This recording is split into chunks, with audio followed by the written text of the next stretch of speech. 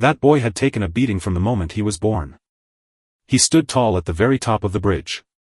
Taejin had no powers, he was weak, now crippled, and completely helpless. Police tried to stop him, but Taein kicked out at them and screamed that nothing would ever change. Just 3 hours ago, he was kicked out of the guild after breaking his leg. Even 7 years later, the guild master told everyone he was still a failure. Before Tai could explain, the guards were already at the door, and an awakened warrior arrived to tell him to get out. Taein snatched him by the collar and screamed that they had taken his leg. The man laughed and called him trash. Taein lunged for a punch only to get a hard hit right to his belly. After that, he was knocked down and left lying there. The crowd giggled, tossing cash onto the floor and shouting at him to stay away forever. That's how Tai got drunk and ended up standing on top of the bridge. As he climbed higher, the system warned him of danger, but Jun just laughed and called it useless. For all his years, he had never felt strong. So he started banging on the computer screen until it flashed red and gave up. Jun just thought it was a joke. That thing had never done anything for him. He cracked the bottle against the screen, convinced it had to be some twisted joke. After 7 terrible years of living in a nightmare, the police finally showed up and told him to come down. After all the shouting, Jun slipped and fell right off the bridge, plunging into the river below. In the middle of autumn, a system suddenly appeared and whisked him away to the administration server. The officers stared in total confusion, unable to figure out how the boy had just disappeared right before their eyes. Jun found himself standing in a room filled with buzzing system screens. They all showed the same sign: skill awakened, an explosive power that would let him grow stronger than anyone else. Then he had to endure the system update. A young man sat on a park bench, rubbing his temples while grumbling about his pounding headache. Then he wonders why he was drinking alone last night and promises he'll never take another sip. He recalls the moment he hit the ground and noticed the status window acting weird right before it began to refresh. He quickly waves the whole thing off as a silly dream, chuckling at the thought of being zapped to a new place and seeing his status bar change. Now the young man sighs at being jobless and must find a way to earn some cash. As he thinks about taking a job building things, a girl comes up to him and asks what he thought of the shiny new look on his status window. He jumps back in surprise and asks who she is. Addie Min pops up on the screen, introducing herself as a specialist from the Status Window Administration Department. The young man rubbed his eyes, half believing that a status window administrator could really exist. Then he knows it wasn't a dream at all. Addie checks off the list, confirming the explosive growth skill he asked for last night is truly real. It turns out his skill failed because the status window on his screen was an outdated version. He stares her down and demands to know if that was the only reason. She says she can't tell us more because of safety rules. He checks that his new power works perfectly, but he can't help wondering if he just wasted everything. He wonders if all his hard work was in vain, especially since Taein admits she made him crawl for 7 years and now claims the skill failed because of an old version. He grabs her and shouts that he'll smash her head in, demanding to know how she'll pay him back for the nightmare he survived. She tells him to calm down, explaining that she returned the unused status points and fixed his wounds. Taejin stares at her reflection and wonders if she actually did that. He sees his leg has mended and wonders how she did it. Addie says she can't help him right now but explains that a special trigger is needed to make him grow fast, so she offers to give him a good idea. Right then, a huge crack splits open right above the city. Suddenly, a terrifying beast bursts through the portal just as the crowd screams for the extermination squad to arrive. Taein questions whether he has to kill those monsters. He turns to her and admits he can't fight those monsters, but Addie insists he is strong enough to win, promising that even if the worst happens, he will be okay, and after a long look at her, he watches a monster release poisonous spores ahead of them. Only hunters with B-class strength or higher could stand a chance against them, and only the very best extermination squads would be strong enough to kill them. He wonders if beating those creatures will make him grow fast, and she agrees it will definitely work. He pauses, thinking it's silly that she just showed up and now wants him to kill these monsters, so he wonders if he can really trust her. He pauses to think, then realizes his life has been nothing but a string of terrible events. He realizes that running away won't fix anything, so he finally asks himself why he's still holding back. Knowing he's hit his lowest point, he steps forward anyway. So he decides to take the risk anyway. As one soldier screams to stop him, he leaps into the air and charges straight at the monster. A tiny beast suddenly darts forward to strike him. Even though a liquid smacks him, he shouts that he's had enough. He kicks the creature right in front of him so hard that it shatters into pieces. 3 pop-ups appear to tell him the mission is done and that his immunity and explosive growth have started. Tan is shocked that one kick knocked out a junior spore and now he's confused by the mysterious messages he's seeing. A new window pops up to tell him that his powers have grown much stronger. The window popped up to show off his fresh D-class hunter stats and skills. Addy asks his opinion and wonders if explosive growth isn't a truly incredible skill. He covers his mouth and says this is way too strong, but she warns him not to celebrate yet because the skill's real power is just starting. She urges him to wipe out every last monster. Taejin rushes forward to attack 2 more monsters. He gets ready to strike and knocks out another young spore with just 1 punch. He notices his status points climbing with every kill and admits he's having a blast with this new power. Then he keeps on wiping out the last of the monsters, one by one. He jumps straight at the big monster. Taein boasts that he'll jump to B-class hunter status in just a week and become stronger than an A-class soon. Soon, the street was free of monsters. A man arrives and wonders if E-Squad has already taken care of the problem. The blonde guy grumbled to his friends that they had traveled all that distance only to come up empty-handed. Then he spots a figure in the distance and asks if it's Taejin, but his partner isn't sure. Jun grips a giant crystal and laughs, leaving the other hunter wondering what's so funny. The group walks up to him, and their leader sneers that he's a loser who doesn't belong there. He keeps pushing Tai about how hard it is to take being fired and tells him he's useless as a hunter. Taein sees it's Yongjin and wonders if he's here to fight the monsters too. He looks down for a moment before cracking a smile. As Yongjin mutters that he should have stayed home, a soldier steps up to thank Taein. The soldier admits that without him, everyone would have faced a terrible fate, so he knows he must seize this chance. Taejun brushed it off, saying he was just doing what any good hunter would do. Yongjin and his friend watched him, with one of them laughing and saying, "He's the worst actor I've ever seen." The soldier praised him, admitting she never thought he could wipe out all the poisonous spores, and then asked what exactly she had said. Yongjun can't help but wonder if that loser really did kill them all on his own. The soldier nods, confirming the amazing feat, and then asks if everything is okay. He and his team couldn't believe what they were seeing, and Yongjun was convinced it had to be a joke. Taein steps up to tell them not to mess with the squad, promising to explain everything as they walk. He guides them toward a nearby building that has been deserted for years. Once inside, Yongjin demands to know if he truly fought every monster by himself. He can't believe a nobody like Taein could actually pull off that amazing thing. Yongjin pushes for a reply, but Taehan stays quiet as a system message pops up for him. The window shows a fresh quest to teach those rude beginners a lesson, and the prize for finishing it is an A-class skill. He knows he can take them down and learn something new, so he drops to his knees to apologize first. He apologizes, but then asks if they'd let him beat them right now. Yongjin and his friends freeze, staring at him while he just asks what's up. Taein then admits he's a no-nonsense guy who can't hide the truth. He bows and pleads with them to let him teach them a lesson. One of the men steps forward to ask what's wrong and if he's lost his mind. He insists that Tai shut up about nonsense and give them a straight answer. Then the man smacks him on the head and yells, "You filthy mule." As he clutches his head, Jun says it's an eye for an eye and a tooth for a tooth. The attacker thinks the victim won't move and threatens to punish him, but Jun just stares him down and tells him to have fun. Just then, the man gets hit right in the face.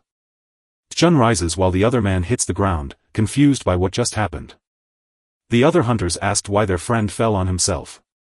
Jun waves them forward one by one, promising to give each bully a head slap for picking on his senior. One of the attackers mutters that Jun's got to be crazy, but says they'll knock some sense into him. Then he uses a secret trick on one of the men.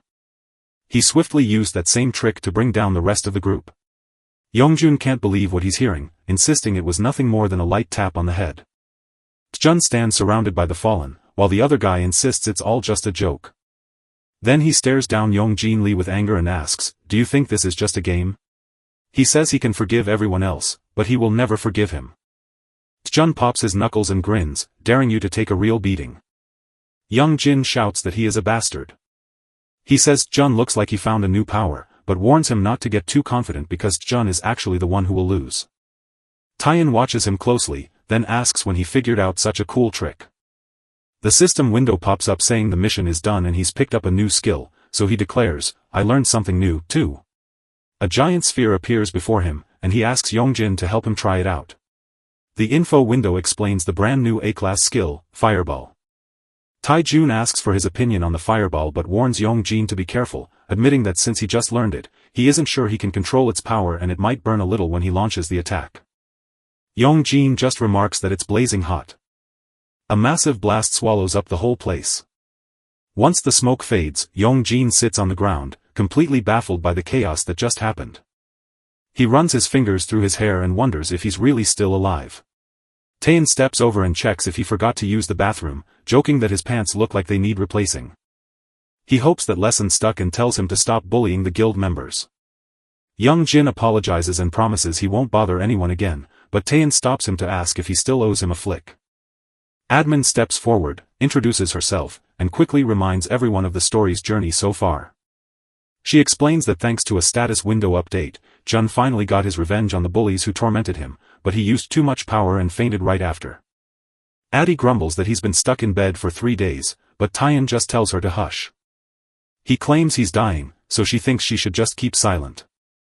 When she sees him wake up, he admits that overconfidence drained all his mana, so he decides to focus on building it up while Addie wonders why he needs more when his explosive growth skill should handle it easily. He explains that this special skill requires him to build up more mana because it makes his other stats explode in power, but using too much right now would make him faint again, especially since his fireball attack burns through mana so fast. So she wonders if there's a way to boost just his mana. Then he tells her not to worry, because he knows a place. He leads her to a massive structure known as the Tower of Trials. Addie wonders what the tower is, and he tells her it's the perfect spot to boost her mana fast. Addie glances around in confusion and wonders why the place is so empty when he thought it was popular. He also finds it strange because the place was so busy just a few years ago, and he wonders if it went out of business. Suddenly, an old man steps out from behind them and shouts. He keeps talking, saying that the person has finally come back.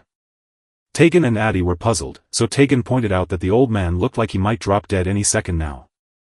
He stepped up to ask for a quest at the Tower of Trials, but the man got the wrong idea. The old man says he hates those movies, but Jun corrects him and insists they want a real quest. Finally, the man realizes he is facing a challenger who has come to test his skills. He tells them to follow him as he leads them through the tower. Addie admits she's a little nervous, but he comforts her by saying he showed up ready for anything. The guide leads them to a platform and starts explaining everything they need to know about the tower. He tells us the tower has 10 levels to climb, and once we finish them all, the mission is done. Suddenly, Tae-jun cuts him off and asks if the first battle will be against 10 goblins. The old man looks up and nods, proving he knows the truth. Addie cheers him on for his vast knowledge, and he brags that he understands the tower's secrets better than anyone else. He says that while he never stepped into the raids himself, he spent his time watching videos and studying every secret of the dungeons. So, he confidently declares that tackling a beginner's dungeon like this will be a total breeze. The old man wonders what he just saw, but Taein simply replies that he was just talking to himself. Suddenly, they arrive in a sunlit clearing where the guide shouts that their first test starts right now. The old man lifts his staff and starts calling down the magic. After a great struggle, he finally manages to command the beasts. As Tegan readies himself for battle, Addie cheers him on, reminding him that 10 goblins won't scare him. Suddenly, something shifts in the bushes up ahead. Instead of goblins, large and muscular creatures emerge. Suddenly, a whole army of monsters jumps out and shows itself right in front of them. Jun wonders if it has reached its growing season. He then looks to the guide and asks about the monsters, which seem more like ogres than goblins. The old man looks like he's sleeping, but he mutters that he wants lobsters, too. Jun notices that the old man has lost his mind. The monsters let out a loud roar and charge straight at them. As the monsters get closer, Addie asks what we should do. He answers that he has already seen them, and Jun declares that it doesn't matter if they are ogres because he is going to wipe them all out. Taein hurls a blazing fireball right at the ogres. A giant ball of fire swallows the ogres right in front of him. He asks about their thoughts, but Addie warns him that there is still one left to find. Suddenly, a giant ogre steps out from behind him, claws out and ready to strike. The monster hits him hard with a club. He slips back and admits that ogres are still ogres. He leaps onto the nearby wall to test its strength. Taein leaps from the wall and smashes into the monster. He twists through the air and lands a final kick right on the ogre's head. As the monster finally drops, the screen lights up with messages announcing the stage is done and showing how much experience you've earned. The guide claps him on the back, cheering that he finished the first stage faster than anyone expected. The guide thought the first stage was easy, but Jan argued it was actually much harder than he expected. The old man brushes him off and just says to keep going to the next stage. The rest of the trip was a shock, filled with tougher and swarms of monsters that left everyone completely drained. Now he sees why no one visits this place anymore, because even the bravest soul can never climb this tower. From up in the tower, he shouts out to anyone who might hear him and needs his help. Drained from every bit of energy left, he stumbles up to the final floor of the Tower of Trials. Then, right before him, the final boss shows up, a giant dog with 3 heads. He can't stop wondering what that awful thing is doing right here. The final boss was supposed to be a 3-headed puppy, but this wasn't right, so he gave up on the reward, admitted there was no way to beat this creature, and realized he was out of mana with no way to fight. Suddenly, a secret mission pops up on the screen. The quest asks him to fix the senile NPC so the dungeon can be saved again. He sees the dungeon is built from the old man's power, but since he can't control his own energy now, he accidentally calls forth monsters that are way too strong. If he can get him back to normal, he can finish the dungeon. Addy wonders if he has an idea. He says yes, but he's not sure if it will work. He then runs toward the old man, shouting that he has to try. Tun recalls the warning that mages with too much power can lose control, and now he sees it happening right before his eyes. He sees the messy magic swirling in the old man's mind, so he slips behind the guide as Addy wonders what his secret move will be. The old man smiled and said this place felt like heaven itself. Tyan is happy with how it feels and keeps the massage going. He says that even though it looks like a regular massage, he's actually guiding the scattered mana back into flow. He focuses hard to catch every detail, for he must fix the broken mana flow. But just as he's distracted, a 3-headed monster creeps closer, and Addy shouts a warning to be careful. The monster charges straight at them. Tun struggles to complete the massage before time runs out. A massive explosion blows out the very top of the tower. The guide offers a sincere sorry for the trouble he made. He then steps forward in a muscular form to thank the young man for all his hard work. Taein looks him straight in the eye and demands to know his name. The man said that it had been a long time since he felt this alive. With one strong strike of his staff, he knocked out the 3-headed monster. The guide thanks the young man for saving him and promises to grant him one wish. The system buzzes with a message saying the quest is done and your reward has arrived. As Jan and Addy look on, the guy performs squats while gripping his staff. The man keeps pushing through his workout until he finishes 100 reps and then lifts the staff. He tosses it to the ground and explains that training makes his body strong enough to hold intense mana. His muscles twitch, and then he flexes to prove exactly why he's become an archmage. He asks Tai if he can feel the powerful energy humming in his muscles, offers to let him touch them, but Taein politely turns him down, only for the archmage to then ask what he truly wants, promising that he can ask for anything. Taein explains he's out of mana and is asking if you can help him get more. The man calls it a simple wish and gets ready to unleash a magic trick that fights up close. He then blasts Tai with a powerful mana attack. A message pops up telling him that Taein's mana cap has shot up by 300 and his bar is finally full. He gets back on his feet, admitting he thought he was dead, but the guide watches him and notes that his trouble isn't a lack of mana. Taein leans in and asks exactly what he is talking about. The archmage explains that his fireball spell drains too much of his magic power. He explains that while fireball is a basic skill, his version is far more destructive because it burns through a huge amount of mana. Then Elkaroid tells him not to worry, promising to breathe new life into his fireball. Somewhere else in the city, they come face to face in front of a towering building. A girl named Kanali waves hello from far away. Taein tells Addy that she is a friend from the Hunter's Den, just 3 years younger than him. Addy teases him about having a friend, and he warns her that he'll punch her someday. She asks why he wants to see her, and he says he just got a new fireball from a big strong man and wants to try it out. Sienna's guild, Mythos, owns the biggest training ground in the whole country. He recalls how the last fireball turned a whole building to ash and wonders just how much bigger this one will get. That's why he has to try it out in a safe spot first. Addy remarks that he knows some pretty cool folks. Sienna wonders if he spoke up, but Jun shakes his head and says no right away. She asks him what he's been doing in the elevator, and Jun just says he's been doing his usual hunting, so she stares at him for a second before he asks if something is on his face. Sienna just says he seems a bit different than before. She tells me that he used to need her help, but now that he doesn't, he's completely at a loss for words. Then she reveals that someone else wanted to use the training room too, so he asks who it is, and she tells him to get ready for a surprise before opening the door. He gasps in surprise when he sees who is standing inside. A hunter named Jin Yuk Choi from the Skybreaker Guild rides a huge beast. The two locked eyes and traded their names in a serious tone. Sayana senses the strange shift in the mood and wonders why they're acting so different after a whole year. She explains that the place around them is a virtual space brought to life by the user's own mana. You can even summon monsters to practice against, based on how you collect and shape your mana. Then she whips up a tiny monster she calls cute, but he isn't convinced that's what it really is. Sienna checks if he knows how the place works, then heads off to grab some drinks and tells them to have fun. For a quiet second, the two men and Addie didn't say a word. Taejin then uses his own magical energy to bring a monster of his own choosing to life. He accidentally calls up a giant ogre right out of the blue. Then he pops his knuckles and gets ready to fight. He swings his fists in a fast blur, striking the creature over and over again. With one last strike, he finally crushes the beast. Taein stretches and claims that was just a warm-up, while Jin Hook watches him. Jin Hook asks if it was really him, but the other doesn't get it. He points his finger at him, blaming him for attacking the young members of their guild. Taein just stares at him without saying a word. Jin Hook steps forward, admitting that while he was unsure before, seeing him now proves his fears were right. He thinks Taein just found a new power, and he's angry that Taein is using it to attack his own family. Jun remembered that Jinuk was one of the few friends he could truly trust, a bond formed back at the Hunter's Den. He remembered the three of them as close friends at the Hunter's Den, but once they joined Skybreaker, he felt stuck in place while Jin Hook climbed straight to the top.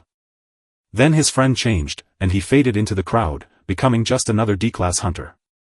Jun nodded that he did exactly what he did, then asked what he's going to do about it. Jin Hook jumps at the chance to say he got into a fight, only for the other guy to remind him that the other idiot started it by bullying him. He wondered why his family never did anything to stop him from getting beaten up every single day. Jin Hook grabs the man by his shirt and challenges him, while Taein cries out that he can't breathe because he feels so threatened. This proves self-defense was right, and Siona shows up with drinks to find the two of them staring each other down. Then they begin to throw punches at each other. Jin Yuk throws himself forward, spear in hand. Taein begged for a pause, but the other person shook their head and said there was no time. Suddenly, the weapon's hard end smacks him right in the face. Jin Hook says he has grown so powerful that he can barely recognize the person staring back at him. He claims Jun left him no choice but to fight with everything he had, yet the other guy jeers, telling him he should have been that intense right from the beginning. Jin Hook snaps in anger and asks just when did he become so full of himself. He starts mastering the first form of the Skybreaker spear technique. They call this clever trick the Storm Spear. Sean A yells at him to stop asking if he has gone mad. Taein admitted he always planned to use that trick. Then he makes up his mind to give it a shot. Sayana and Addie stare at him while he gently shapes a glowing sphere in his hands. Then he unleashes the Archmage's Fireball, an S-class skill, which Jin Hook just calls a big burst of energy. Taein throws a blazing S-class fireball from the Archmage that stops the enemies from healing. Jin Yuk wonders what kind of magic is coming for him. Then he realizes there is no way to stop the attack. All of a sudden, someone jumps in his way to stop the hit. The person drew their sword and slashed once, melting the fireball into thin air. The three of them just stand there, staring at the scene. A man with silver hair and white clothes steps forward to face them. Taein sees that the man before him is Vice Master Cha, a legendary hunter of the Mythos Guild. Su Yayan Cha warns that striking down another hunter can bring terrible results. Taein admitted that since it was his first time trying that skill, he simply couldn't hold back its raw power. Jin Yuk thinks things are going his way and shouts that Taein is on his list of enemies. Vice Master Cha just stares at him for a second before shaking Taein's hand and inviting him to join their guild. Jinuk stares in shock, completely unable to believe the offer he just received. Taijun stares at the man, who is actually the real leader of the Mythos Legends and one of the rare S-class hunters in the whole country. A very important hunter is personally asking Taein to join his group.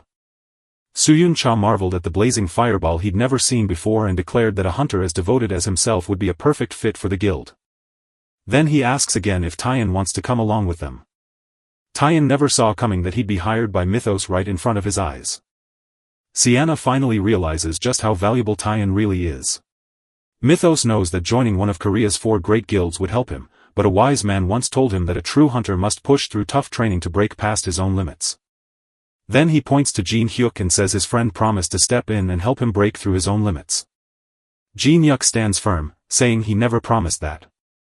Tae-jun kept talking about how fighting Jin Hyuk made him see that his friend is like a huge mountain he can't climb yet, but he still hopes to reach the top someday through hard work. So he turns down the offer because he has a challenge to face first. Jin Hyuk shakes his head in doubt about what he is saying and scrambles to explain the true reason they are fighting. Su Cha nods in agreement, clearly impressed by the training, before asking the young man for his name and rank, who tells him he is Tae-jun Lee, a D-class hunter. The vice master insists that a talent like him doesn't belong in D-class and offers to help him out. Later that day, Jun gets a glowing letter of recommendation from Vice Master Cha. He was invited to take the B-class hunter exam in a month, and his friends cheered for him. Taeyeon hesitated at first because he was still angry, but since the higher class meant tougher dungeons, he realized it wasn't a bad deal for him after all. A month later, he walks into the exam center. When he finally arrives, he remarks that the very air here feels strange compared to what he's used to. Addie is shocked that he got a letter of recommendation, but Taeyeon says the man knows how to spot talent. She then asks why he didn't join the Mythos Guild, even though they clearly have his back. He just says it's all about the money. A guild hunter finds half their pay stolen and their every move watched and ordered by others. He recalls how he was used up and then thrown aside after he hurt his leg. Jun flatly refuses to join any guild, saying he just wants to make more money. A voice calls out to him from behind. A girl named Saren Yu, a C-class hunter from the Blue Lotus Guild, steps forward to tell you all about herself. Jun asks how she knows him, and Saren replies that he is quite famous. She tells him that the Vice Master of Mythos couldn't stop praising him. He feels embarrassed and starts thinking the man is just too curious. As another young man walks up, he shares some rumors he's heard about you, but honestly, he thinks you look pretty average. He steps forward to introduce himself as Jeon Kong, a C-class hunter working for the Hwarang Guild. Jeon Kong steps forward and boldly claims that he will be the strongest hero of our time. Taeyeon looks at him for a second and decides the guy is pretty odd. A voice crackles through the mic, thanking the waiting hunters before shouting that the 32nd B-class exam has finally begun. The announcer calls up the exam supervisor, who proudly introduces the Class A hunter Jin Hyuk Choi from Skybreaker. Taejin is stunned to find Jinik standing right there. Jin Hyuk greets them and explains how the exam will work before they start. Jin Hyuk tells us the exam will take place in a prepared dungeon where the 8 of them will split into 4 teams. You can reach the final boss's meeting spot by taking one of 4 paths labeled A, B, C, or D. The first 2 teams to arrive at the meeting point will head to the boss's room for the final fight, and he promises that even if they quit, security will keep everyone safe. He also tells them that the test includes a section on where to broadcast. As the exam begins, he tells everyone to grab their broadcasting devices whenever their name is called.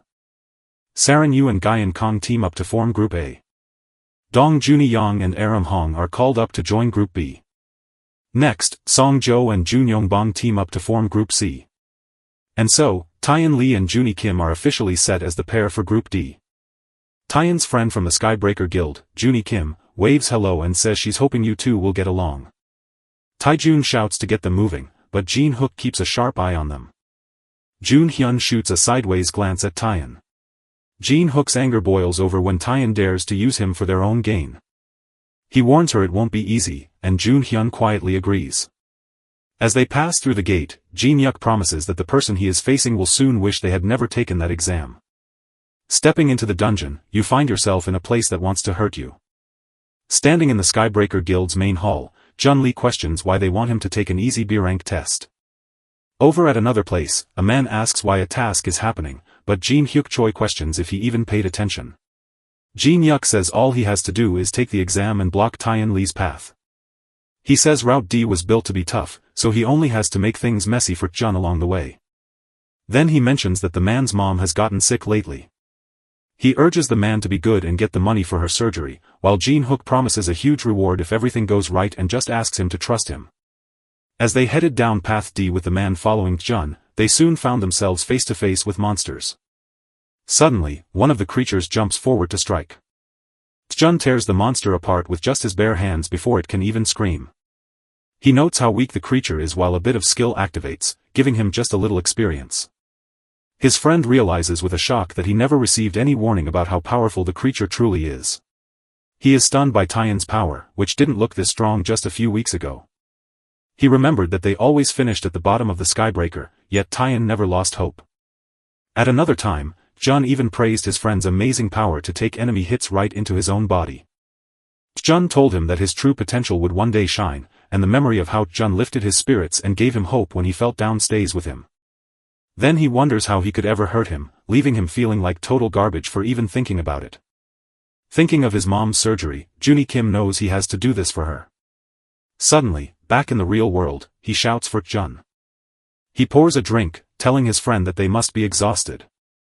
Junyan insists Taiyan take his usual booster potion, so Taiyan gratefully accepts it and pops the bottle open. He downed the drink, and Junyun believed the paralyzing medicine was now inside him.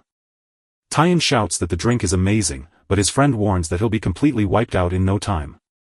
Suddenly, Jun felt a wave of strong discomfort wash over him. He grabs his stomach and cries out that it feels like the devil is bursting out of him. He quickly grabs Junyan and asks if there's a bathroom close by. Junyan shakes his head saying there isn't any, while Jun sighs that he wishes he had arrived sooner, so they must rush through the dungeon now. Confused, he wonders why the poison isn't doing its job. Jun gripes that the dungeon has no bathrooms, and just then his immunity power kicks in. Juni Kim wonders if his friend can stand up to poison. Then, Jun halts his stride to study the huge pit lying directly ahead. He sees they might be going nowhere and says it's time to turn back. Taiyan gripes that the map is leading them in circles, while Juni spots his perfect moment to strike. He tells himself there is no other way but to ruin the exam and gets ready to hurt his friend. He shouts Taiyan's name, and she turns to look. Juni apologizes and bolts toward him, only to run past Taiyan instead of pushing him. Junyan leaps off the cliff, leaving his friend totally bewildered. The two stand there in shock, unsure of what just occurred, while he keeps falling down into the dark pit below. Just as he was falling, Tai-jin snatched his foot and shouted, "Why did you jump like that?" Junyan screams at him to let go, calling him trash and saying he doesn't deserve to live. Taiyan yells out what he's trying to say while fighting to stay attached. Junyun pushes hard to get Taiyan to let him go, but Taiyan insists they'll talk about it later. Then Taiyan's stomach growls again, and he dreads the terrible timing. He thinks no one is seeing his stream and decides to go, but his watch buzzes to tell him that 10 people are actually watching live. He panics at the thought of being seen, grips the rock so hard his fingers slip, and tumbles off the cliff edge. The ledge crumbles right out from under them, sending both plunging down into the dark void. Audi Min joins them in the thrilling free fall. Once they hit the ground, Jun winces in pain while Juni wonders where they are. In the dark, dozens of red eyes are watching them. Before long, they stumble into a nest teeming with white snakes. They suddenly see that they are totally doomed. Out in another corner of the screen, a viewer warns that Group B is in serious trouble. The live stream shows Dong Junyoung and Aram Hong running on empty as they face the creatures. The viewer wonders if they'll survive, but Aram runs away screaming for her mother while Dong Junyoung yells, asking where on earth she's going. As the snakes move closer and one hunter cries out for help, Ari Hong is taken out. Far away, Songgi Jo and Junyong Bong are fighting and bickering, and they're the next pair likely to end up losing. This leaves just Group A, and now we wait to see if they can rise to the challenge. While danger surrounds her, Saranyu grabs a chance to say hello to her viewers. She shouts that today they're hunting the scary millennial white serpents and tells everyone to get ready. She turns to check if her partner is ready, only to find he has vanished. Just as his partner stares in shock, John Kong suddenly steps forward to face the monsters by himself. He yells that this test is his shot to wow his master and vows not to miss it, so he keeps charging straight at the monsters. Saran glares at him, grumbling that he's hogging all the attention, but she makes it clear she won't stand for it and readies her own counterattack. Then she charges at the snakes, and the huntress shouts that she won't be anyone's sidekick because she is the star of this exam. The most promising hunters from the two great guilds rush into the boss chamber first. As soon as they arrived, Jin Hook Choi gave them a big round of applause, saying he never expected anything less from them. Jin Hook Choi calls the group to follow him to the boss's room, but Saranyu stops them because the hunter Chun Li hasn't shown up yet. He then explains that he can't get any broadcast signal from Group D and suspects they have been eliminated. John Kong insists he's just an ordinary guy, while Saren can't stop thinking about the amazing hunter who left such a strong impression on Su Yan Cha. Jin Hook leads the way to the boss monster's lair, and the two decide to follow him. He thinks Junie did a great job holding off Taiyan, so he keeps walking, sure that Su Yan Cha will be very upset when she finds out. As soon as they walked into the room, the three of them were totally shocked. They arrived to find the dungeon's boss already lying defeated on the floor. A skeleton sits on a stone throne, staring at them, while everyone tries to guess what terrible secrets that place holds. Junyun Kim can swallow an enemy's magic attack and spit it right back at them. The more magic it takes in, the stronger its power becomes, letting it cancel out spells that get tougher and tougher. By mixing his own talent with an archmage's fiery blast, they invented a brand new spell. Jun hops onto Junie's shoulders and they zoom forward using their special power. He asks if his friend can take more, and Junie says he's good. Taiyan points the way to the boss's room, saying they'll burst through with just one push, and his partner nods in agreement. Back in the chamber, Jin Yuk notes that the dungeon boss was supposed to be the Imuji dragon. He wonders what went wrong because not only is the Imuji dead, but there's also a necromancer right there. The skeleton perched on his throne keeps a sharp eye on them while wondering if someone messed with the test. The dark wizard's face breaks into a grin. Jian Kong, Saren Yu, and Jin Yuk all shiver in terror at the sight before them. One of the hunters asks the undead necromancer why he is here. Jin Yuk screams at his two friends to run away right now. The creature lifts its staff toward the defeated dragon's head and brings the monster back to life. Jin Yuk Choi readies his spear for the fight, but the monster whips its tail around and sends him flying. Sarinu declares they cannot stand idle and steps up to fight right beside Jian Kong. Then she shoots an arrow made of ice just as he dashes forward, throwing a powerful punch with his dragon energy. The necromancer just points a finger toward where the attack is coming from. The creature blocks the attacks, sending them flying back to strike the two young hunters instead. Fallen. Jin Hook cries out when he notices his friends taking damage. He sees the necromancer is driving the beast and lunges forward, ready to bring it down first. As he dashes forward, something streaks past his face like a blur. Suddenly, the creature's tail wraps around him and pins him down. Jin Hook chides himself for dropping his guard and charging in too recklessly. The monster's head comes close for the final strike, and he thinks this is where it all ends. He only wished he could have spoken to that girl before everything ended. Suddenly, Jun and Junie exploded out of the creature, screaming that they had made it. Standing far away, Sun Sha can't believe what his eyes are seeing. Junie cheers for Tae-jun making it to the boss, saying he did it all thanks to him. Jin Hook is still lost on what just happened, but he knows that somehow, they saved his life. He screams at Taiyan and Junie to run from the Imuji right now, but Taiyan looks up in confusion just as the monster's giant mouth snaps open to eat them. Just in the nick of time, he shoves Junyan out of the way, and the attack crashes into the ground exactly where they had been standing. Taijin walks up to Jin Hook and asks about the situation, saying that this feels way too much for a B-rank exam. Jin Hook figured out that someone had messed with the dungeon to keep a specific person from passing the test. This is because that person might become a danger or know someone from another guild. He's overwhelmed by the mess, but Taeyan just points at the necromancer and says, "We need to kill him." He admits he doesn't want to fight with Jin Hook, but Jin Hook agrees, so they reluctantly join forces for the battle since there is no other option. Taeyan questions if Junie can swallow any more fireballs, but Junie shakes his head, admitting he's already stuffed. The Amugi dragon's head swivels to face them. As the creature spits its attack, Jin Yuk screams a warning for Jun to watch out. Jun readies himself for the strike, spots the incoming shots, and unleashes a fireball using just 20% of his strength. The strike lands right on the monster's head. Jin Hyuk shouts that it's all over, then shifts his stance to unleash the second move of the Skybreaker spear style. He rushes forward, thrusting the burning spear known as the Autumn Gale attack. His strike lands perfectly, melting the monster instantly and revealing the necromancer hiding behind it. Saren shouts that the Deadwalker is powerless, so Jian Kong readies himself to strike. John bolts straight for the enemy. He yells that a true man strikes at the first chance, so he immediately attacks with his freezing dragon fist. Jun urges Junyan to use his skill once more, declaring them the perfect team, and Junyan agrees to give it another shot. Junyan gets ready to unleash the secret move he shares with his partner. Then they spring their special move, the Hellbound Express. Their attack crashes into Gon's strike and shatters on impact, leaving Jin Yuk Choi grinning and asking if they actually managed to hit him. Then every hunter stares in total shock at what they see. The necromancer stood tall and untouched, for none of the attacks managed to hurt him. The beast just lifts its staff, and suddenly spikes shoot up from the ground to strike. John Kong and Junyoung Kim get hit right in the middle by the attack. The spikes also struck Jun Li and Saranyu, leaving them wounded, and Jun declared it impossible since even an undead necromancer should not be immune to such damage. He realizes they are missing something because they don't know enough about the enemy, and just when Adi Min asks if he forgot her, Jun is shocked to suddenly see her standing right in front of him and calls out her name. She complains that he has no clue how much trouble it was to get the app to download. She gets ready and asks if they should try out the map hack. The navigation system starts up, and Adi gets ready to ask if they should try out the map hack. Jun questions what she's saying as the machine starts gathering data on the dungeon. The program sketches out the map, checks in on the monsters nearby, and then redraws the whole map using what it learned.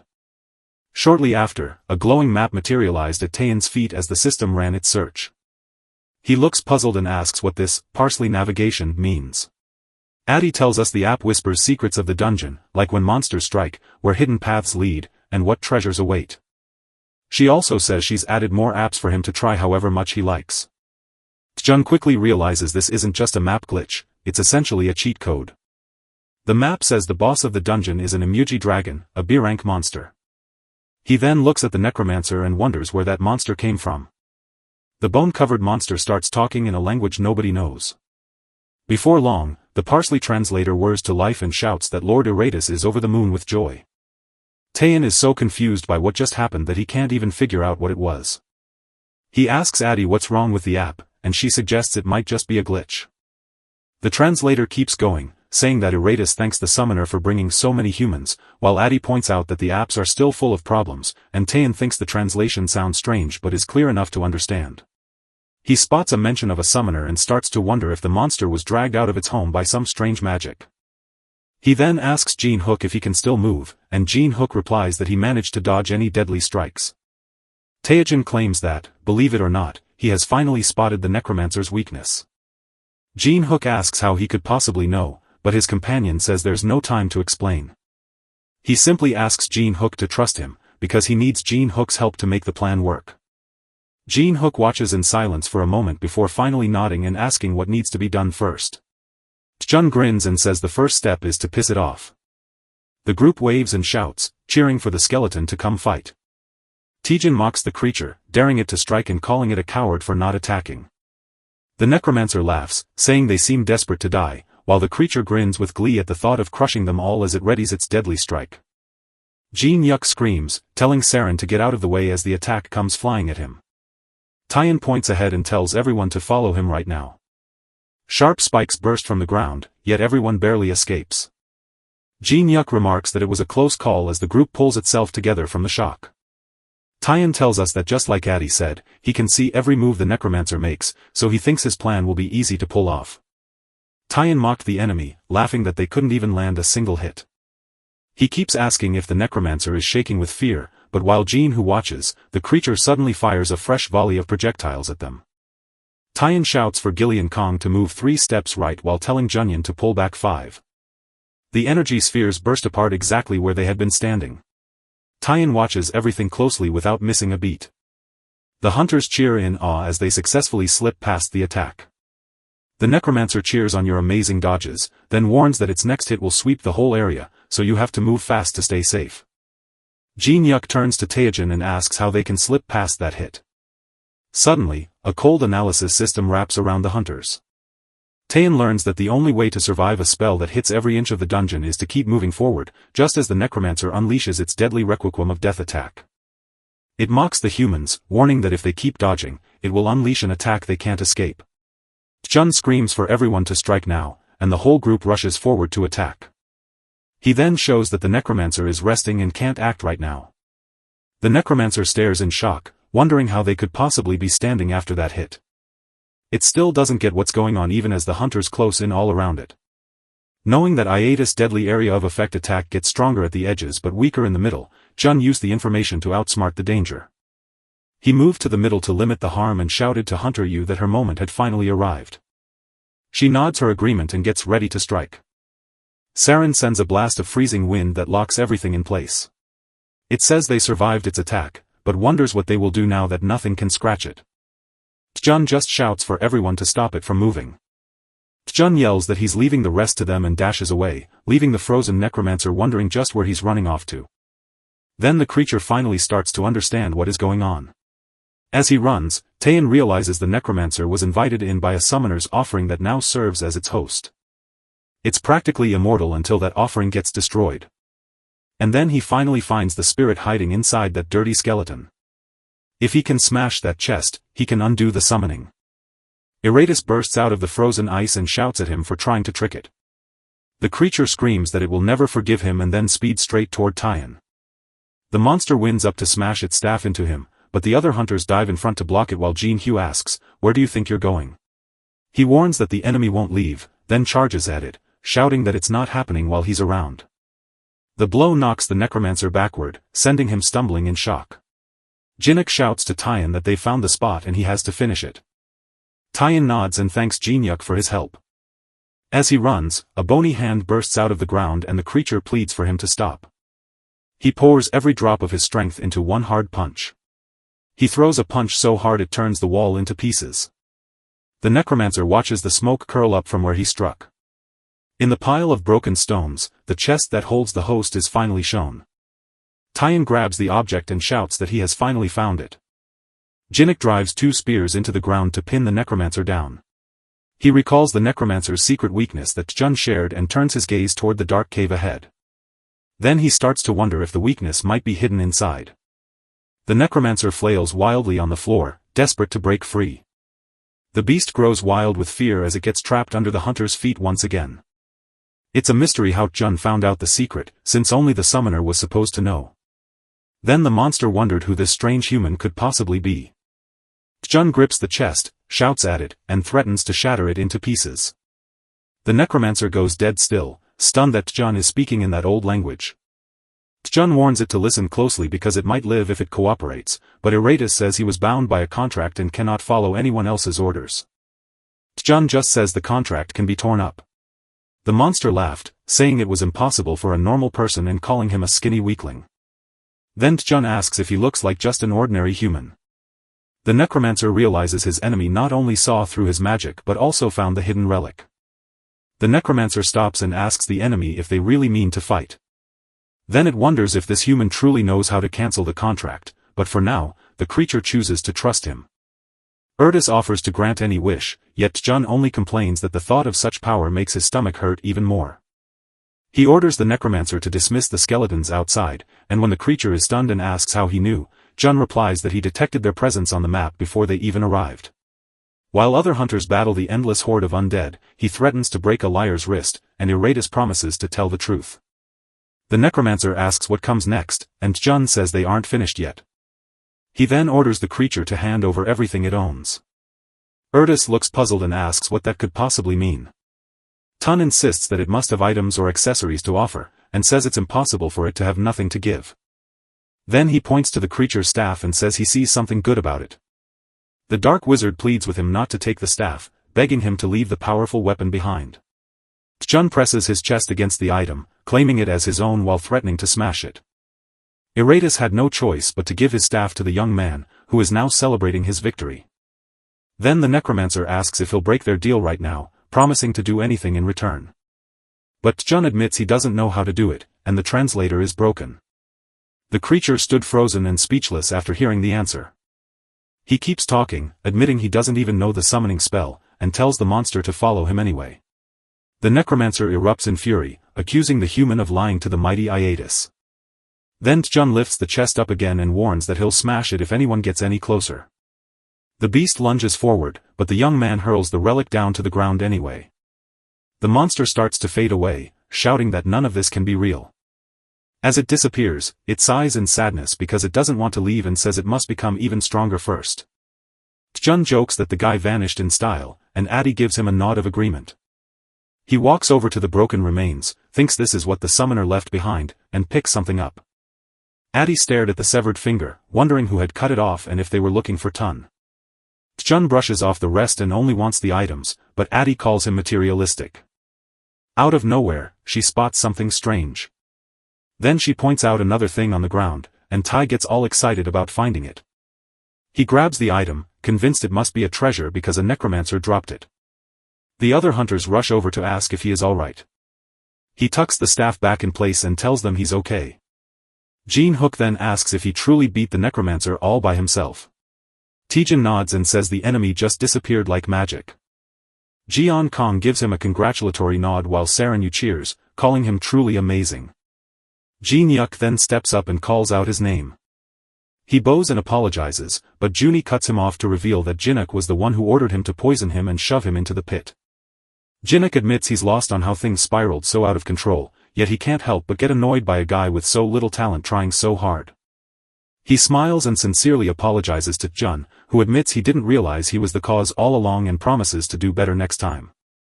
Taeyeon wonders if Jin-hook truly believed he'd cause him to fail the exam, but he decides that Jin-hook must have been too foolish to think that. Then he tells Jin-yuk that since he just leveled up to B rank, it's only fair that Jin-yuk treats him to a meal. Jin-hyuk promises to buy him anything he wants, so they shake hands on the deal while Taeyeon recommends a wagyu steak. Jin-hyuk hesitated before admitting he was curious about something. He leans close and whispers to ask if Taejeon has any feelings for C. Taejin stands frozen, his mouth shut tight in sheer shock after hearing the question. Junie asks if he likes her, but Jin-yuk says no while Taeyeon tells him to shut up. Suddenly, a gate swings open in the cave wall. Saran and Janyun cheer as they're finally free, eager to grab a bite before they go. Taeyeon smiles and nods, saying it's time to head back. As the group walks toward the exit, his stomach rumbles once more. Jin-hook pushed through the glowing doorway just ahead of Taeyeon. A voice greets them with joy that everyone made it, and they stand before a crowd that cheers on their new title as B-level hunters. Taejun spots Yanhua from Blue Lotus and Taipei Ma from Huang right away. Taeyeon can't help but wonder what famous hunters Taipong Ma of Huang and Yaniso of Blue Lotus are up to there. Yanhua steps forward and says that everyone knows the exam was messed with.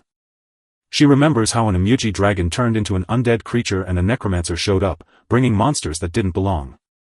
She keeps saying that they found the incident was caused by a group trying to bring down the Blue Lotus or Hwarang guilds.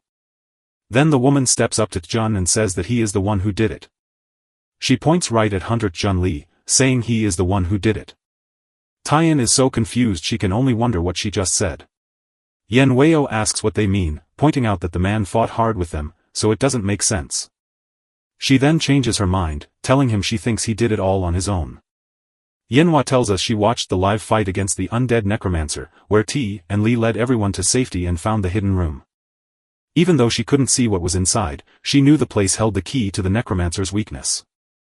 She wonders if it's strange that a lowly D-rank hunter knows such secret information. One of the hunters standing beside Saran-yu nods and says it makes sense. Yenhua stares Tai Li down and forces him to speak right now. She asks him straight out if he already knows that an undead necromancer is coming. Taejun Li stood up and said he didn't know anything about it. Tai Pyong-ma steps up from behind and asks what he's still waiting for. He warns the boy that if he doesn't speak up, he'll kill him right there. Jun-li realizes the man intends to kill him, so he forces himself to stay calm because he knows there must be a way to prove he is innocent. Then he remembers the dark gift the necromancer gave and the binding deal the summoner signed. Jun-li tells them to stop and listen to what he has to say. He admitted that his true dream was always to become a necromancer. Tai Pyong-ma leaned in and asked what he was really talking about. The young man says that since he was little, he studied how all undead monsters look, move, and break, which is why he knows the necromancer is hiding its body somewhere. Yana scoffs at his nonsense, so he challenges them to look at something if they still don't believe him. When the hunters see what he brings, they realize his discovery, a finger he pulled from a chest, is proof that someone signed a deal with the necromancer. He realizes the necromancer didn't just show up by chance, especially since Jin-hyuk Choi had said the dungeon boss was supposed to be an Emuji dragon. He adds that the necromancer must obey its summoner, so none of them could be the culprit since they were all attacked. Yanhua nods and says it all makes sense, because he wouldn't be keeping secrets for other hunters if he were the one doing it. Taeyong-ma then asks who the criminal is, wondering if it could be someone from a dark magic guild. A voice whispers that the truth isn't as far away as you think. Taeyeon Lee shouts that the suspect is hiding somewhere right here. He then asks everyone to check each other's hands, but the crowd starts demanding to see fingers while one man refuses, asking why he should show his. The man in the suit jumps a little as if he's scared. He tries to run away, but he is caught because the owner of the finger is right there. A demon asks Taein just how he knew the bad guy would be showing up. He replies that life in a mystery comic is usually this easy and being a detective is a walk in the park. The admin casts a look of pure disgust at him. Typoing Ma pushes ahead while Yunhua steps up to stop him from getting away.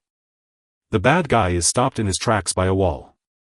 Taepingong Ma lunges forward, screaming that it is unforgivable for anyone to dare touch his disciple. He winds up for a powerful dragon punch, then suddenly pulls his fist back at the very last moment. The man did something terrible to himself and ended his life. Taepyeong Ma asks everyone what they are up to and then orders them to carry the man's body to the association's headquarters. He insists they track down who sent him and why, and everyone agrees. Yen Weo thinks someone used dark magic to hurt the Blue Lotus and the Hang Guild. Yen Weo vows to hunt down whoever is pulling the strings behind this, no matter how high the price might be. She walks up to apologize for the mix-up with Taein and promises to make it right. But Taein Lee suddenly faints and hits the ground, leaving everyone staring in shock. Lying there, he suddenly finds he has no magic left just as admin calls out for him to wake up. After a while, he wakes up in the darkness to hear a voice telling him he's alive. Then, he spots Jin Yuk and a young woman staring right at him. Now awake in the hospital bed, Jun asks what everyone is doing here. The girl explains she came because she heard he had fainted, and Jin Hook added that he just wanted to check to make sure he wasn't dead. She says he pushed himself too hard, and the doctor warned that things could have been much worse. Then the girl mentions she heard he was amazing in the B-rank exam. Jin Hook hands him the phone and says, "Look at this, the entire internet is talking about you right now." Taein reads the comments, where people praise him for being smart and helping the other hunters. Jin Yuk scoffs at the idea that he killed the necromancer alone, insisting he would have been useless without his own help. But the young girl scolded him, reminding him she saw the replay and proved that Taejin truly carried the whole team. Taejin notes that it's been a long time since the three of them had a conversation like this. The door swings open and a voice calls out that Taejin is awake. Yanua Seo stepped into the room and saw that the woman was the guild master. He asks why she's here, and she answers that he likely has no idea. She drops the bombshell that she runs the whole hospital, leaving Taein stunned. Yana tells him they brought him to her guild's hospital because it's safe and she owes him one, which makes him wonder why. She says he rescued Serin, the little cutie from her guild. As he keeps calling her cutie, she realizes that the very idea of losing him shatters her heart into a million pieces. She then leans against the bed and asks him to tell her what he wants, promising him a reward if he does. Jun admits he isn't sure what he wants right now, but Yenhua reassures him that he doesn't need to decide yet since they have plenty of time. She tells him to rest up and then head to her office on the top floor when he feels better, where she'll be waiting for him. Before she goes, she tells him to knock on her door whenever he figures out what he really wants. The young woman hugs him, shouting that he's finally grown up. She goes on to tell how he used to get hopelessly lost in dungeons back then, and says she's so proud of him now. Jin Hyuk mutters that he is one lucky bastard. The girl wonders if he has any idea what he truly wants, but Taein shakes his head and says he can't think of anything. His friend tells him to request a magic item, pointing out that Yenhua is one of the most powerful mage hunters around. He briefly thinks about finding a magic item, but decides he must rest and recover before worrying about it again. She hands him a drink to help him feel better, and he thanks her with a grateful smile. She says her goodbyes, letting them know she and Jinnik have plans, while Taein waves hello to them. Audi Min says he's stuck in a tough spot with this problem. She keeps saying that the thought of such a stunning woman giving him anything he wants makes her heart pound. He ponders whether to ask for money, quickly dismissing the thought as foolish, and decides instead to request something priceless before figuring out his truest need. He then asks Addie where all the items he looted are, and she guesses they were automatically moved to the salsa market storage. Then Taejin asks about the state of the salsa market. Addie answers that he finally worked up the courage to ask. She says, it's a massive marketplace for used goods with more than 100 million people online. Over there, folks from all sorts of worlds are swapping cash for good deals, and newcomers get VIP treatment, she says as she wraps up her pitch, only for Taein to wonder if she's actually filming a commercial. He suddenly wonders if folks from other worlds use the market, too. As Addie pushes him on, he remembers her words that he's the only person in the whole world with this new status window. This means he alone holds the key to treasures from other worlds and is the sole seller of Earth's items in the salsa market, giving him total control over the trade. He rubs his hands together and says he can already hear the catchings. Tyan shouts that he's stepping in right now to grab a massive pile of awesome stuff. He presses the button to sign up, gets scanned in a flash, and is instantly welcomed into the salsa market. Tyan wakes up in a medieval town square, surrounded by all the other players. He looks around at the strange things for sale, like a shield with a dragon skin and a glowing green stone of magic. The young guy notes that the place feels like a boring mobile game, but Addy says they should take a look around anyway. He walks up to the seller and asks to see the price of the item. The vendor then showed off the dragon skin shield for a price of 18,000 salsa coins. Tun grips the object, wondering what salsa coins are and just how much 18,000 of them could be worth. Addy tells us that 18,000 salsa coins are worth about 240,000 mana shards. He stares in shock when he realizes the item is worth as much as 10 luxury cars, or over $1 billion. He asks if anything is cheaper, but Addy tells him that's just the normal price for those things. Tjun sees he can't buy anything, so he remembers the stuff he owns and wonders how much he might get for it. He apologizes to the vendor, admits he's new, and calls forth one of his own items. He hands the item to the vendor and asks if he can quickly see the price. The vendor peered closely at the bone staff through his lens.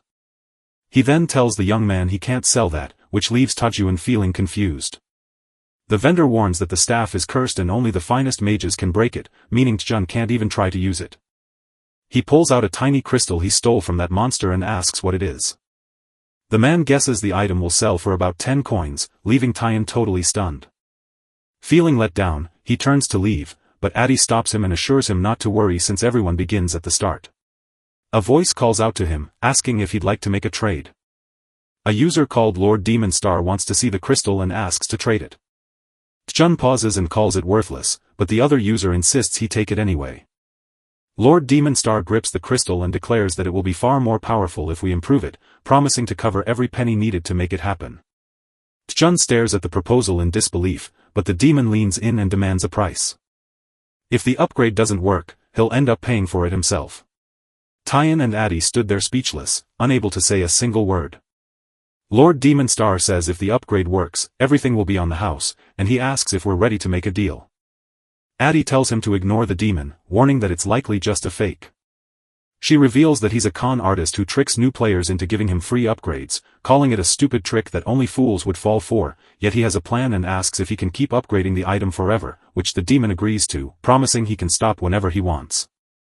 Right then, he says he'll get right to work. Addy rushes to stop him, shouting to ask what he's doing and if he's already planning to go bankrupt. He tells her not to worry, because he wouldn't take this risk if he didn't think there was a chance of success. She asks what he means, but he tells her to sit back and watch as he unleashes a lucky boost that makes his skill grow fast and lets him succeed way more often. Tun can keep making the item better as long as he wants and stop anytime he chooses. If he finishes the upgrades, his trading partner will foot the entire bill. But if that upgrade ever goes wrong, Taeyeon has to pay for every single one. It's a risky game where the best traders fight to see who wins the big rewards. Lord Demon Star hands him 100 salsa coins and the special ingredients needed to make the upgrade. The demon asks if he should fix him right here or take him to a shrine. Taeyeon promises to act like a real man and do it right there, asking if you're getting nervous yet. As the obsidian crystal flares with light, the enhancement takes hold and it transforms into a powerful +1 version. Lord Demon Star admitted that trying his luck with only an 80% chance of success was a bold move. He then mocks him, daring him to run now and turn into nothing but a chicken. Tjun shouts, "No way," and declares he'll push the item straight to level 9, telling the demon to run if it wants to. Lord Demon Star wonders if he really wants to give it 9 tries at once. Tun then points out that he's the one who looks sweaty and nervous now. Lord Demon Star looks at Tjun like a rookie, because he knows that reaching level 9 without failing even once is almost impossible. He calls him a joker, but he agrees and hands over the ingredients. Tjun takes the items needed to make the upgrade happen. He hits the boost button, shouts, "Here I go," and then rapidly taps the screen over and over. Addy jumps back in surprise and asks him what he's doing. Lord Demon Star laughs, sure the fool will now pay the price, but Tjun spins around and declares it a total success. Suddenly, the item transforms into a shimmering, polished obsidian crystal of rank A+. The demon stares in shock, wondering how he even managed to pull that off. He's puzzled by how that guy managed 9 upgrades in a row without a single one failing. Tjun kisses the crystal while the demon guesses if he might actually be an admin. Refusing to let him escape, he decides to push him one last time to make him try again. He gives him a pat on the back and says there's just one last thing to finish to get the item to its full power. Lord Demon Star pushes him to stand tall and bet everything on one last try. Tin Jun loves the idea of a max enhancement. Thanks to his explosive growth bonus, he finally reached level 9 with a perfect success rate. But even with his skill, there's only a 10% chance the final upgrade will work, and if he tries, he might ruin everything. He can't stop thinking about how amazing a superpowered item would be, even if it's super hard to get. He nods in agreement but adds his own condition, leaving the demon curious to ask what it is. Taiyan insists he lead him to the shrine. They reach Payan Summit, the legendary shrine where people make themselves stronger. Many people prayed with all their hearts for their new powers to work, even if it meant losing everything they owned. Taiyan stays cool and collected even while other hunters grab him by the arms in the chaos. He says he can feel the sad stories coming out of the objects. Addie wonders if doing the upgrade there would make his chances better. He shakes his head and says, no, so she looks puzzled and wonders why he even brought her there. He says he came because luck has a rhythm to it. Taiyan says that no matter if there's just a 1% or a 10% chance, success will eventually happen.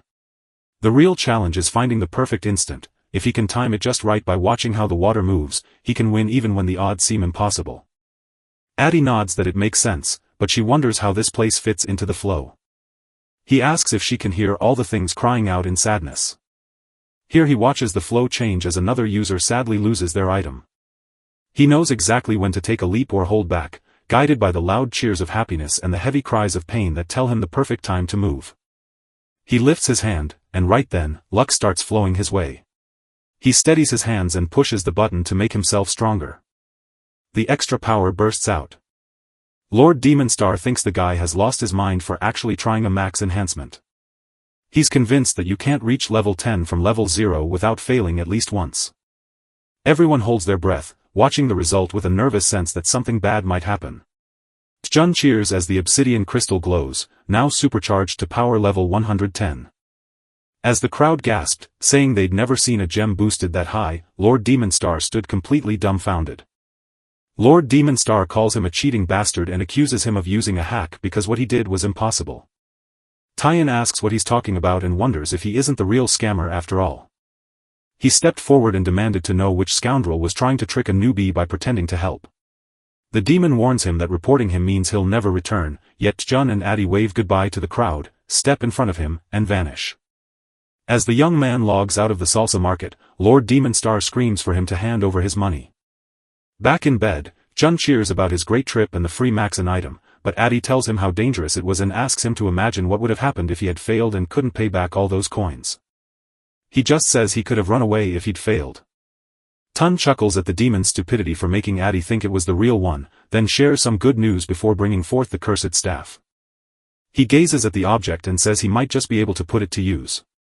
The view moves to Yoneo's office on the hospital's top floor, where someone knocks and she, sitting at her desk, calls out for them to come in. Taiyan swings open the door to welcome Master Sayo, who asks if he's feeling better already. He tells her he isn't fully healed, but she can see how well he's already moving. She thinks that since he showed up, he already knows exactly what he wants. She looks at him with new respect, knowing he outshone all the other hunters in the exam. She figures that if she's right, he'll soon become one of the country's best hunters. She looks to him with curiosity, eager to learn what the Blue Lotus means to him, and asks him right away. He takes a step forward and begins to tell her that he wants her. Jun then grabs her hands and says he wants Hunter Yaniso. Standing before the building, Jun Li asks her if she wants to steal his special power. Inside the elevator, Yen Waiso worries about how he's talking and wonders if he just said something strange.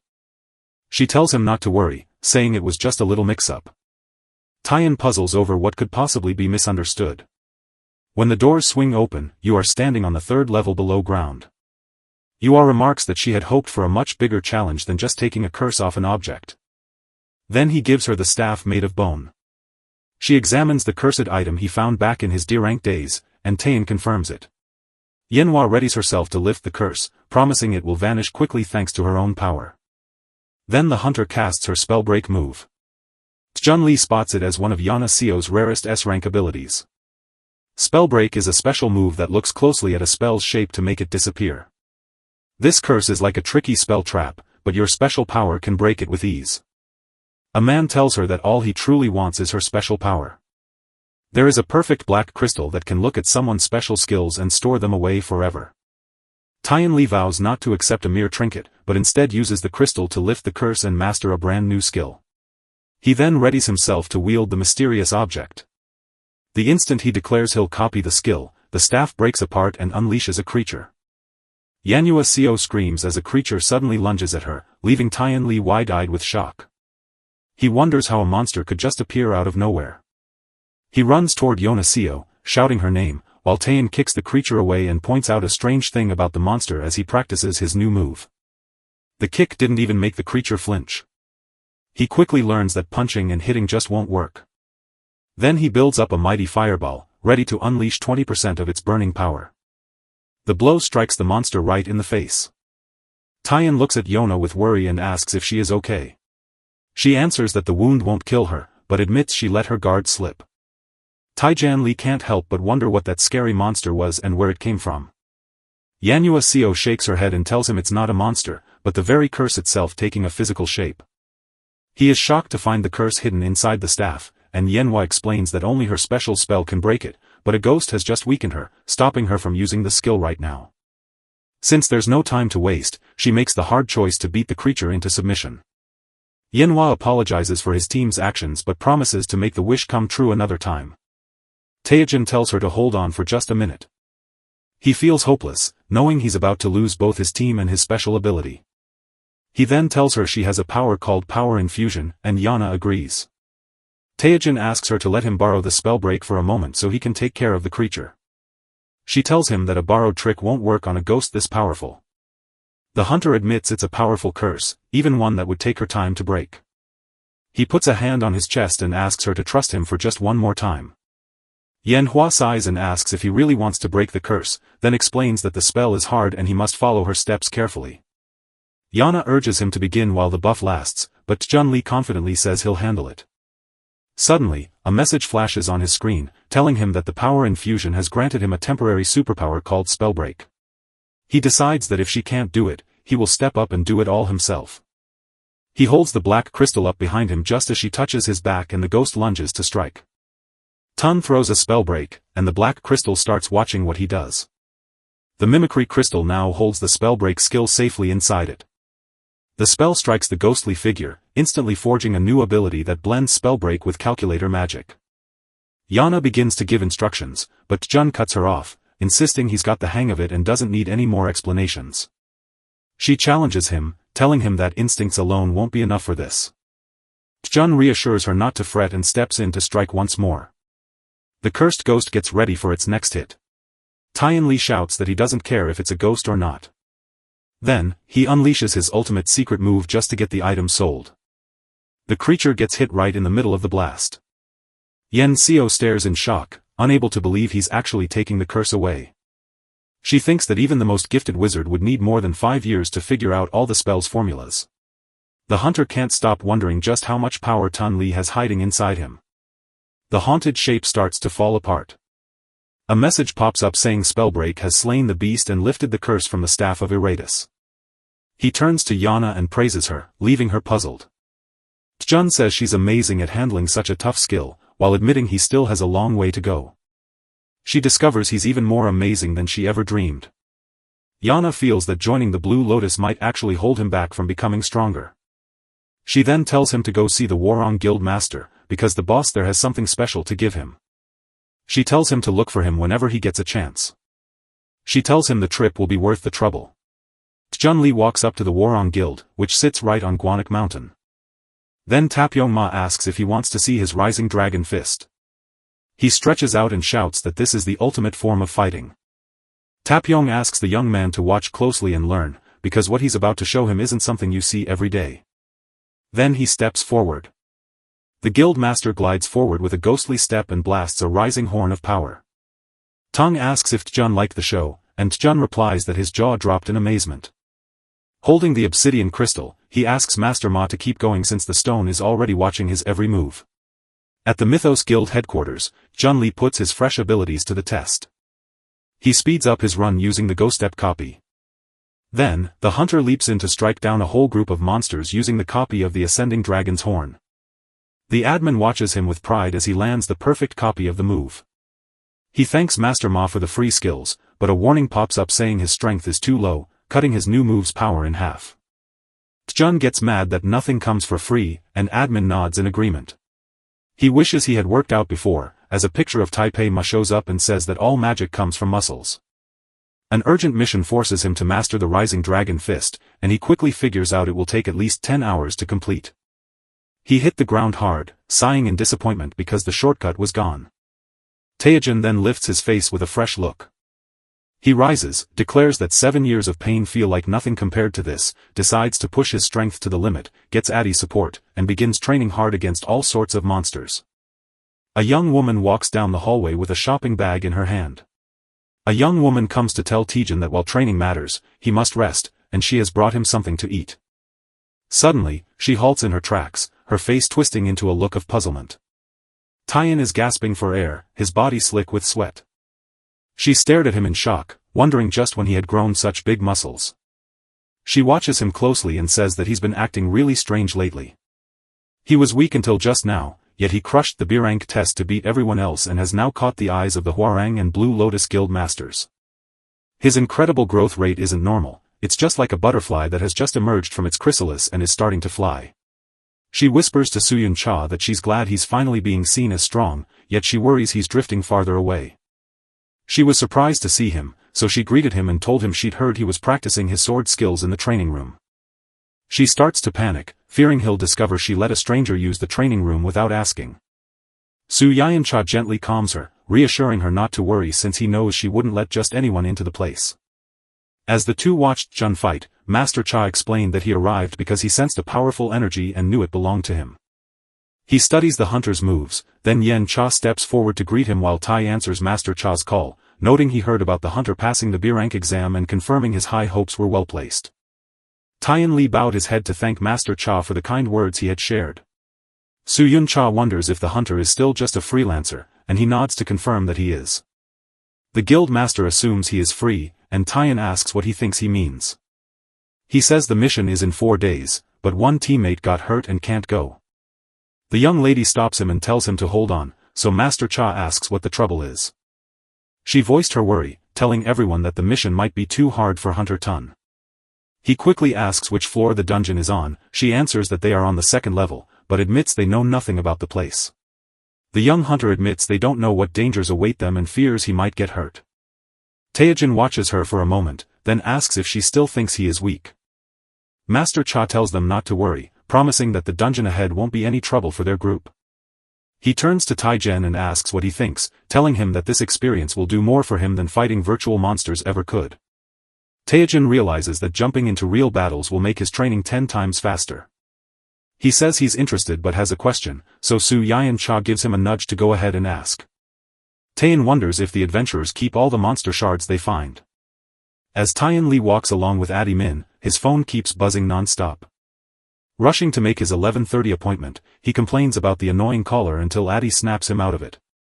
She wonders if it's safe to walk around while they still haven't figured out who messed with the exam. Jun pats her shoulder and promises that he will fight alongside the Mythos hunters on this dangerous mission. Admin then asks if he is really certain he can trust the Mythos Guild. He says that since the guild masters have been friends for so long, it's very unlikely that Mythos was behind the sabotage.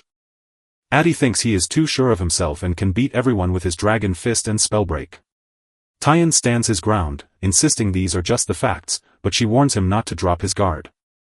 Finally, they reached the entrance to the level 2 transformation dungeon. The young hunter from earlier waves hello, telling him he got here before anyone else. She then brings her teammates, Yusuk Choi, and the healer, Ayang Yun, into the story. Next up is Yong Cholo, the youngest member of the group, who steps forward to introduce himself.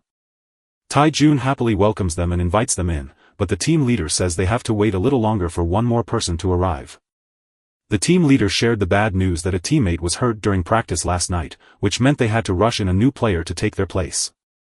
A car beeps loudly as the driver shouts at Taeyeon Lee to move aside. The car door flings open and smacks into one of the team. A man steps out of the car and walks up to Tai Jun, shouting that he clearly didn't hear him and wondering if he needs to clean out his ears first. Jun calls him a weirdo, and the team leader nods in agreement. He then introduces himself and asks the new arrival for their name. The man just stared at him without saying a word. He threw his head back, spat on the dirt, and ordered the rookie to get lost. Jaein Kim tells everyone to stop wasting time since they've all arrived, while Taein Lee secretly swears he will kill him. The team leader whispers that the man is a big deal in the industry, but Taejin just doesn't believe him and thinks he's just a loser. She says Jaein Kim is a notorious loner with a rotten temper, but he's so tough that nobody dares to cross him. The problem is that he uses his power to snatch all the mana fragments, leaving others hurt and without supplies, while the young woman admits she never wanted him on the team and Taejin calls his own name before a new idea strikes him. Taein Lee feels a little hurt when people call him a freeloader. He realized it was just waiting for the right moment to meet someone just like him. The top-tier freelance hunter, Jaein Kim, puffs a cloud of smoke right into a teammate's face. Then Jun decides he'll make the hunter taste his own medicine. Deep inside the dungeon, a hunter warns that monsters are coming. A group of creatures lunges at them. The team leader tells everyone to stay in line so they can take them down one by one, but Jaein Kim ignores her and charges ahead alone because he says he doesn't have time to waste on these weaklings. After the battle, Jeona noted that his blows lacked their usual power, perhaps because he hadn't fought in a long time. The boss chided him for going rogue when everyone needed to stick together. She warns him that ignoring her orders will endanger the whole team, but he tells her to shut up, while Jun Kim calls her a coward and asks how she thinks she can do anything. She snaps at his words as the hunter keeps talking, claiming that a loser like her will only drag the team down, adding that money and fame belong only to the powerful while he presses his hand against her forehead. As Jeona walks away and laughs at the thought of a little girl leading the team, Taein Lee just watches the whole thing. Taein's anger boils over as he seethes, wondering when he'll finally get his chance to put an end to that tattooed bastard. As soon as the travelers reach the castle, a voice greets them. Then, a character named Duke Duaz steps forward and tells us he is the ruler of this cursed land.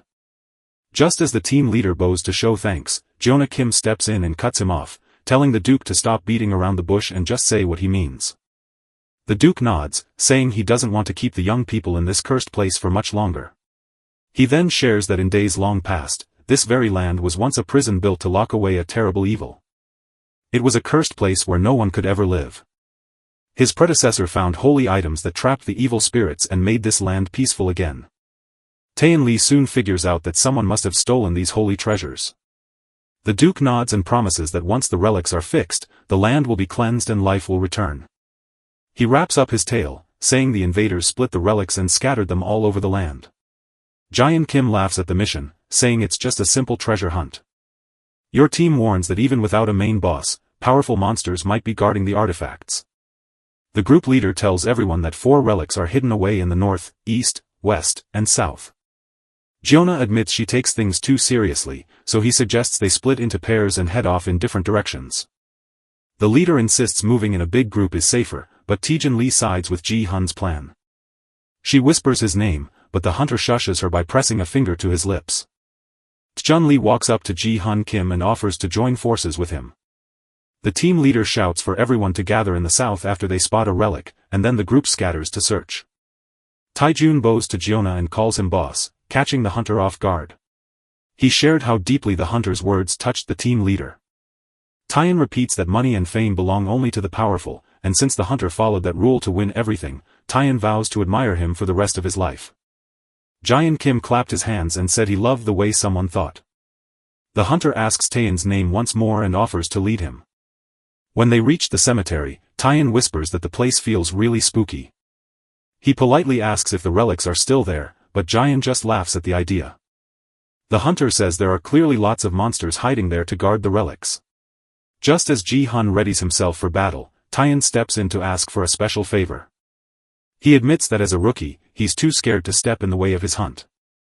Jun points to a small patch of land and asks if he can take care of it, to which Jaein Kim stares in silence and asks, "Is that all?"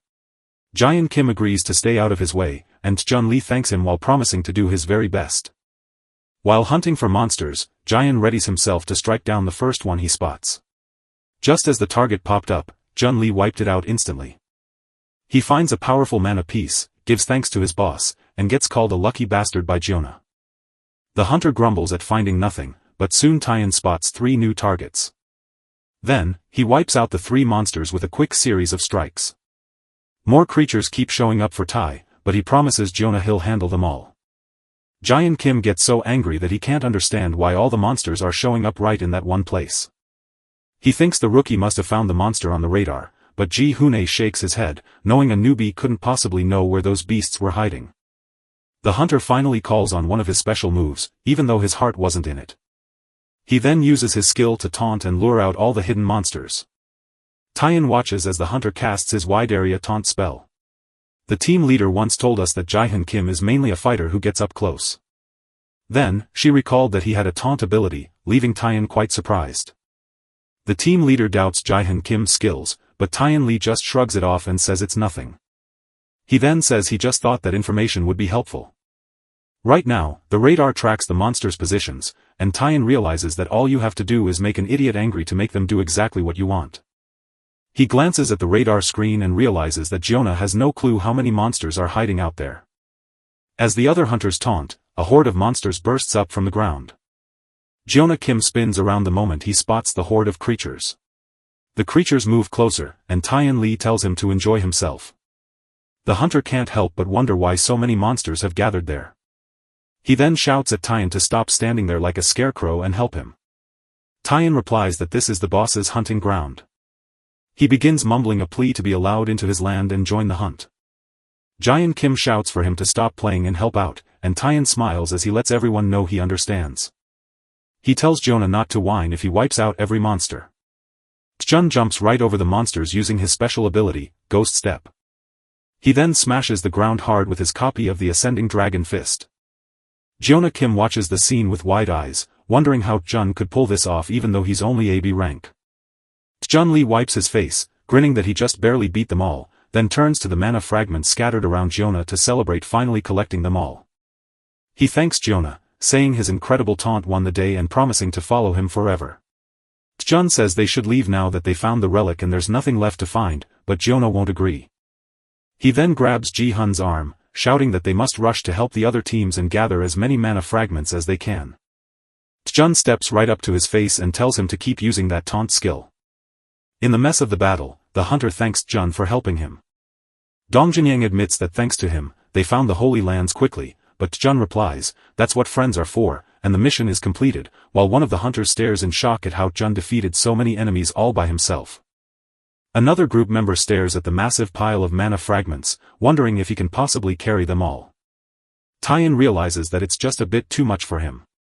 He shocks everyone by suggesting they split the mana fragments between the 3 Mythos members. They turn down the offer, insisting the pieces belong to him and that accepting would be too generous, even as Taejin argued that everyone fought hard enough to deserve a share and had already taken plenty for himself. With a grin, he mentions that boss Ji-hun was so nice to give him plenty of fragments. He shouts that he will copy his boss and split the loot with Team 3, who cheer with joy. He wraps his arms around Ji-hun and says sharing is caring, but the boss is only thinking about how much he can keep for himself. The other hunters gather around Jonah to praise his kindness and willingness to help them. Arihong gives a huge thank you to both hunters, Tyan and Jonah, as they hand out the glowing crystals. Jonah can only force a smile at the whole situation. From afar, Arihong gazes at Tyan with pure admiration. Admin is shocked by Jun's behavior, but he hushes her and explains he's busy fixing his reputation. The story moves to a dark castle bathed in the bright glow of a full moon. As the person grips the recovered relics, they declare that they have finally returned. The Lord gives thanks and promises that life will return to the land thanks to them, while Arihong asks where they should consecrate them. He orders the relics brought to him, insisting that as the true master of this land, he alone must bless them. Arihong holds the ancient artifacts in her hands, unsure of what to do next. The hunter boldly asks His Grace for permission to speak, and she graciously grants it. She remembers that when they got the mission, someone told them invaders had taken the relics. Ariam keeps saying that this freedom unleashed a terrible evil that wiped out the people and the invaders alike, leaving none to run away. From his high throne, the Lord gives his word that the tale is true. Then the young girl asks him how he managed to stay alive. He stays quiet for a second, looking deep in thought. The Lord chuckles, noting that most travelers would miss it, as he starts to float up into the air. The ancient relics in Ariam's hands start to glow and shiver as he whispers that there is no time left to save them. He showed that his powers were already coming back now that the relics were safe.